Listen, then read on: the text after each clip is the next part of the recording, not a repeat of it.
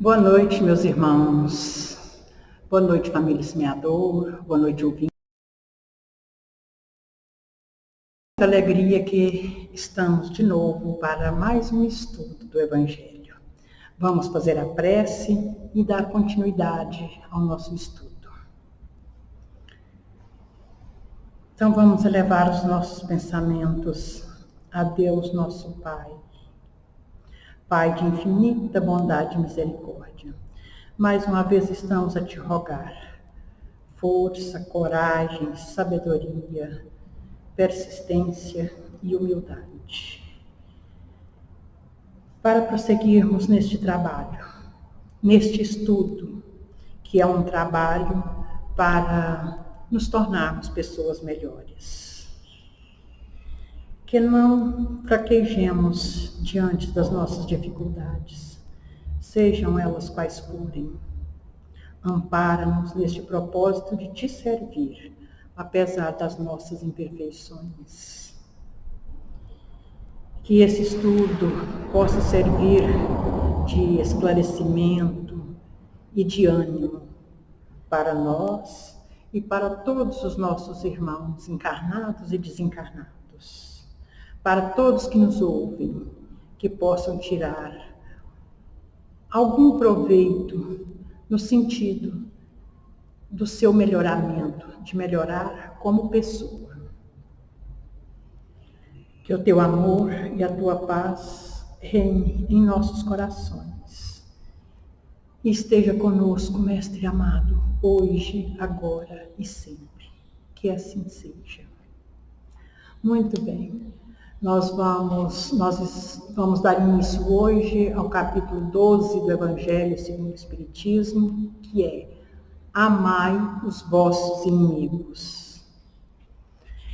Só esse título ele já daria não só uma palestra, mas muitas palestras. Aliás, daria um seminário. Falar de amor aos inimigos é muito grande, porque é uma coisa que para nós ainda é um pouco difícil. É interessante que o capítulo antecedente, o capítulo 11, é amar o próximo como a si mesmo. É como se amar o próximo é mais fácil ao nosso entendimento. É como se viesse a abrir as nossas mentes e os nossos corações para compreendermos que precisamos amar também os inimigos. Kardec era pedagogo, por isso ele teve esse cuidado de colocar uma ordem que facilitasse o nosso entendimento. Vamos lá, no capítulo, no Evangelho de Mateus, no capítulo 5, nos versículos 20 e 43 a 47, Jesus disse, eu vou ler para a gente não perder a profundeza. Tendes ouvido o que foi dito. Tendes ouvido o que foi dito. Amarás o teu próximo e aborrecerás o teu inimigo. Tem algumas traduções que diz, amarás o teu próximo e odiarás o teu inimigo. Mas eu vos digo, amai os vossos inimigos, fazei bem aos que vos odeiam e orai pelos que vos perseguem e caluniam, para serdes filhos do vosso Pai que está no céu, o qual faz nascer o sol sobre bons e maus, e vir a chuva sobre justos e injustos. Prestemos atenção nos verbos, tempo e modo. Quando ele disse, foi dito, o verbo ser está no pretérito, é passado. Então, foi dito, isso já ficou para trás. Porém, vos digo, não é eu disse, nem eu direi, eu digo, é agora. Então, esse verbo está no presente, é neste momento. E os outros verbos, amai, fazei e orai, Isso é imperativo afirmativo. É mandamento, é ordem. Então, é sempre bom a gente contextualizar, a gente trazer para o momento, para o estudo, é o tempo, o lugar e todas as circunstâncias em que se passa o fato, o que nos dá uma melhor compreensão. No tempo de Jesus, quando Jesus esteve encarnado entre nós, o desenvolvimento moral, intelectual e espiritual daquele povo era ainda muito precário. Ao que parece, naquele tempo, o ódio era um sentimento comum. Não causava nenhuma estranheza o sentimento de ódio, de revolta, um sentimento de vingança também, que era muito comum naquele tempo. Então, o povo daquela época ainda não tinha sentimentos mais desenvolvidos, mais elaborados. Aquele povo estava ainda mais próximo do primitivismo do que da civilização. Aqui nós estamos falando de um tempo, do tempo de Jesus ou até antes de Jesus. Qual a lei que vigorava naquele tempo? Era a lei de Moisés, era a lei, estamos falando aqui da lei civil, a lei que regulava as relações sociais. Era a pena de talião que prevalecia, olho por olho e dente por dente. Então, vejamos que era um povo ainda muito rude. E por quê? Porque antes dessa lei de Moisés, era ainda mais rude ainda, digamos assim. Porque naquele tempo, se arrancasse um olho, o revide poderia ser os 2 olhos ou até a cabeça. Se arrancasse um dente, o revide seria todos os dentes. E aí a lei de Moisés já estabeleceu uma equidade entre o crime e a pena. Quer dizer, isso naquela época já foi um avanço, porque pelo menos ficou mais ou menos uma equidade. Se lhe arrancasse um olho, o outro poderia arrancar o olho do que feriu, mas não poderia arrancar os 2. Então já existia mais ou menos uma equidade, já foi um avanço. O que ainda não foi resolvido por completo, né? Porque hoje em dia a gente ainda temos, às vezes, comportamentos muito violentos ainda, né? Às vezes se mata numa discussão de trânsito. Mas deixemos isso à parte, porque nós estamos falando de uma evolução que não acontece de um dia para outro, né? E falar de amor, de imortalidade da alma, de vida futura, aquele povo não tinha compreensão, não tinha essa compreensão, eles não entendiam muito bem isso. E essa forma como eles viviam, como eles se relacionavam, naturalmente, isso constituía digamos assim, uma geratriz, um nascedouro de problemas para as vidas futuras. Você não tinha a menor ideia do que era isso. Por quê? Porque um espírito que desencarna odiento, cheio de ódio, desejo de vingança, ele permanece assim. Ele vai para o mundo espiritual nessa condição e ele quer vingar. Então, isso causa muito sofrimento. E o que vira um ciclo vicioso, porque ele encarna e desencarna nesse sentimento de ódio, nesse desejo de vingança. O que quem participa das reuniões mediúnicas presencia isso. Às vezes chega um irmão num sofrimento atroz e ele quer vingar de qualquer forma. Ele sente no direito de vingar porque ele sofreu. Às vezes ele sofreu uma violência tão grande e aquilo ficou tão cristalizado nele, ele guarda esse sentimento, aquelas dores, aquele sofrimento todo, e ele permanece anos, às vezes séculos, estacionado nesse sentimento ruim, nesse sentimento de ódio. O ódio domina aquele espírito. Mas a espiritualidade é sábia.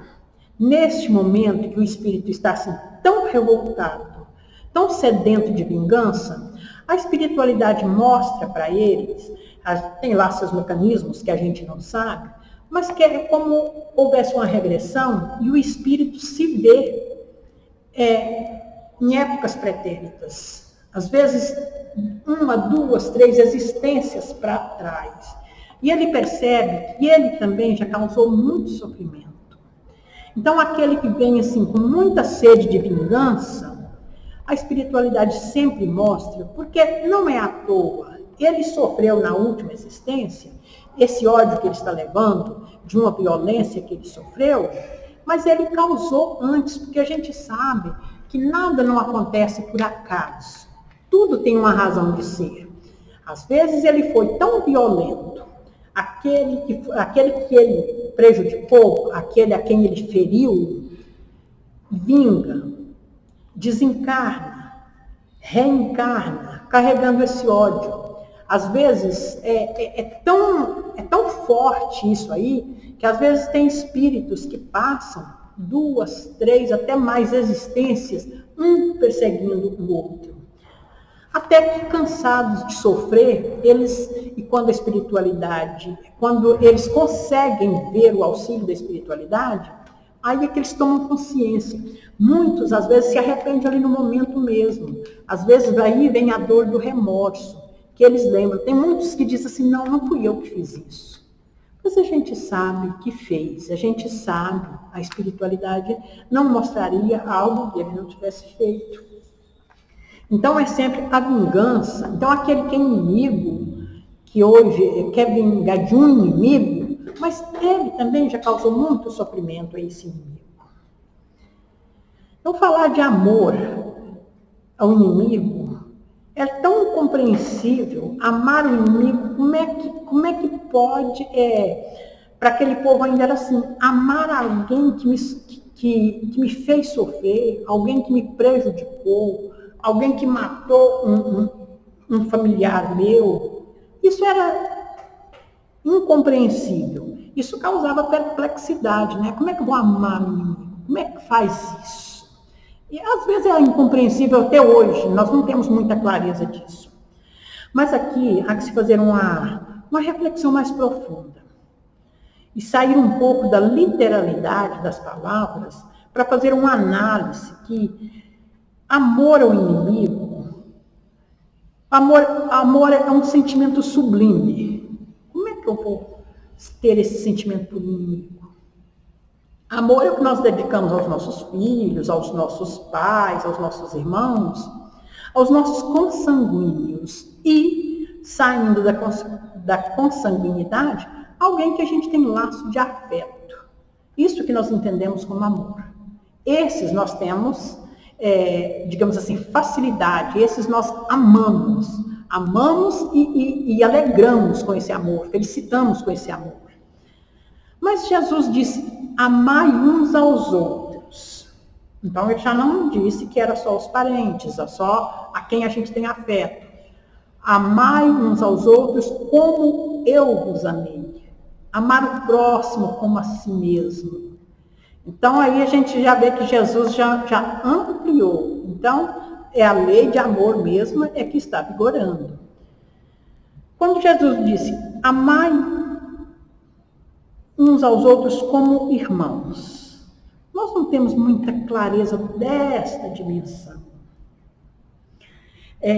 Não sei se alguém se lembra no domingo passado, quando o Hélio falava de caridade para com os inimigos, para com os criminosos, ele colocou muito bem essa questão. Jesus não disse amar o próximo se esse próximo for gente boa, amar o próximo se ele pensar igual nós mesmos, amar o próximo se ele tiver a mesma cor de pele, amar o próximo se ele tiver um comportamento moral que nós julgamos correto. Jesus não estabeleceu nenhuma condição. Amar o próximo, seja esse próximo quem for. Então, essa dificuldade nós ainda temos até hoje. Não é fácil. Vê se colocar alguém que a gente nunca viu, se nos apresentar alguém que a gente nunca viu e nos perguntar se a gente ama essa criatura, nós vamos pensar 2 ou mais vezes para responder. Se não respondermos assim, não, eu não conheço. Né? A gente ainda tem essa dificuldade. Fala assim, mas como é que eu amo alguém que eu não conheço? Mas nós somos todos filhos de Deus. Nós somos uma única família universal. Somos todos irmãos. Então, mesmo aquele que a gente não conhece, devemos ir aprendendo, ir moldando esses sentimentos, esses nossos sentimentos, para saber que aquele que a gente nunca viu nesta existência, pode até ter sido caro para nós em outras existências, mas se não foi também, se a gente realmente é um espírito que a gente nunca teve nenhuma relação, mas agora, da agora em diante teremos, porque somos irmãos. É aí que a gente começa a, digamos assim, amolecer os nossos corações, a moldar esses sentimentos, para começar a amar também os inimigos. Amar o inimigo não quer dizer que nós tenhamos para com eles o mesmo afeto, o mesmo bem-querer que temos com os amigos. É uma relação diferente. Amar o inimigo é não odiar, é não querer a vingança, é desejar-lhe o bem, é poder auxiliar se ele necessitar, é não obstacularizar qualquer tentativa de aproximação. Alguém que nos fez mal, depois quer reconciliar, e a gente impor uma condição, ou a gente dizer, não, você me magoou e eu não quero mais saber. Não é dessa forma que Jesus nos ensina. Amar o próximo, nós não podemos colocar esses obstáculos, essas condições. E, sobretudo, orar. Se nos causou um mal tão grande, que às vezes é difícil ainda esse perdão, a gente tem que ir trabalhando isso. Por quê? Porque perdoar é libertar-se. Porque se for um mal tão grande que a gente ainda guarda essa mágoa está nos adoecendo. Então a gente tem que pensar que o inimigo, aquele que nos fez mal hoje, é alguém que ou ele já foi amigo um dia, ou teve, se não foi amigo, mas teve uma relação qualquer. Porque ninguém torna inimigo do outro gratuitamente. Quando a gente estuda as causas das aflições, né, no capítulo Bem-aventurados os aflitos, acho que me parece que é o capítulo 5 do Evangelho, as causas das aflições tem as causas anteriores, que às vezes não foi nessa existência.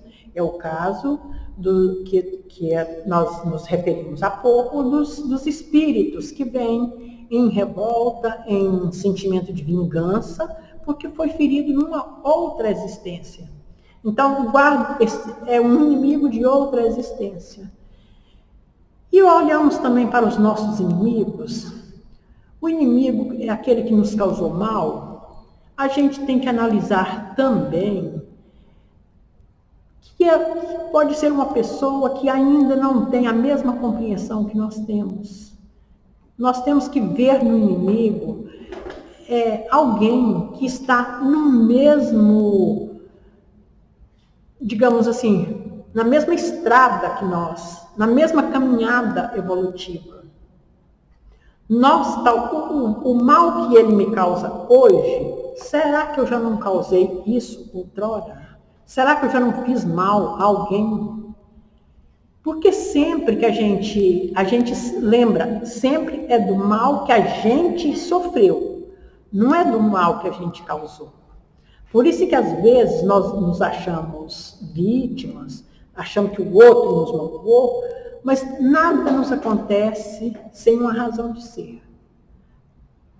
A gente precisa fazer essas reflexões, porque quando nós nos posicionamos como vítima, alguém me magoou, alguém me feriu, alguém me causou um grande prejuízo, me causou um mal qualquer, será que eu já não fiz isso com ele mesmo? Ou mesmo com o outro? Será que eu também já não agi dessa mesma forma que ele está agindo agora comigo? Então, na carta de Paulo aos Romanos, no capítulo 12, no versículo 21, é bem claro.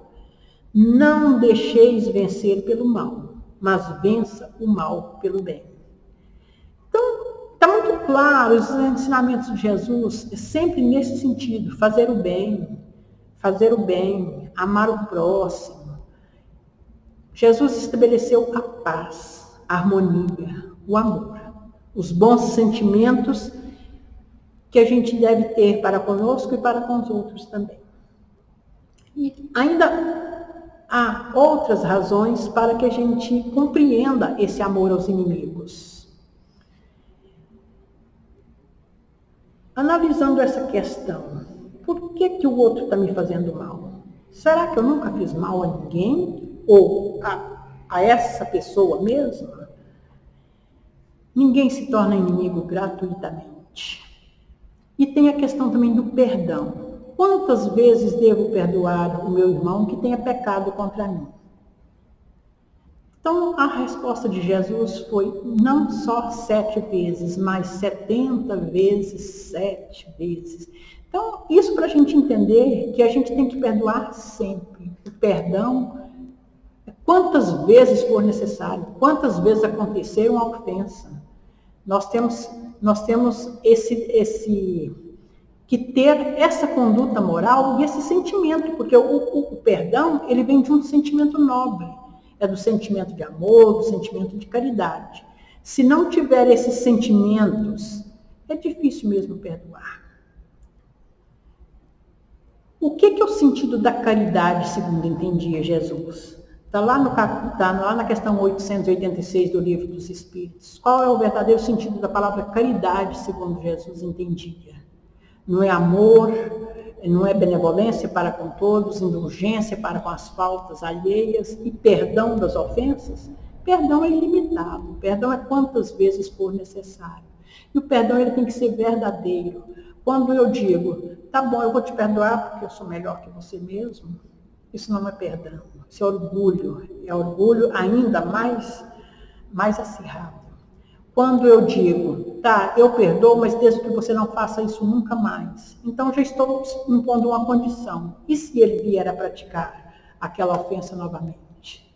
Esse perdão, então, não vale mais. Então, não está perdoado.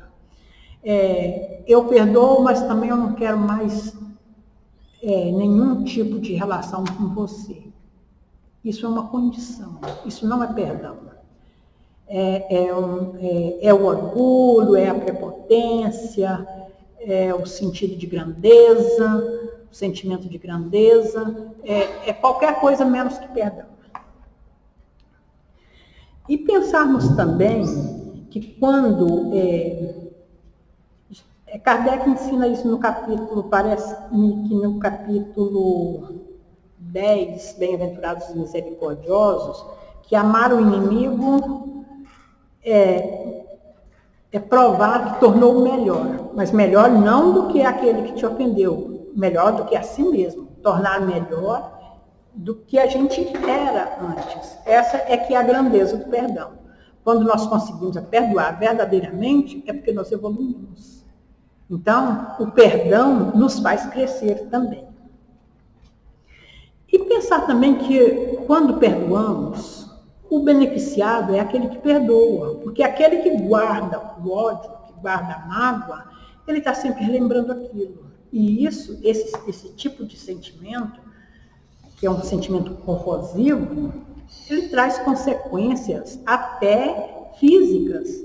Existem doenças causadas pelos sentimentos odientos, pelas mágoas, pelos ressentimentos que a pessoa carrega, ela pode adoecer fisicamente. É daí que nasce aquele provérbio que guardar o ódio é tomar veneno para que o outro morra. A pessoa odienta, ela está se envenenando literalmente. Ela acaba contraindo doenças por aquele sentimento que ela nutre constantemente. Daí a grandeza do perdão. Também temos que observar a coerência dos ensinamentos de Jesus, quando ele ensina sobre a caridade. Fora da caridade não há salvação. O que é a caridade? É perdão. Perdão é uma das, digamos assim, é o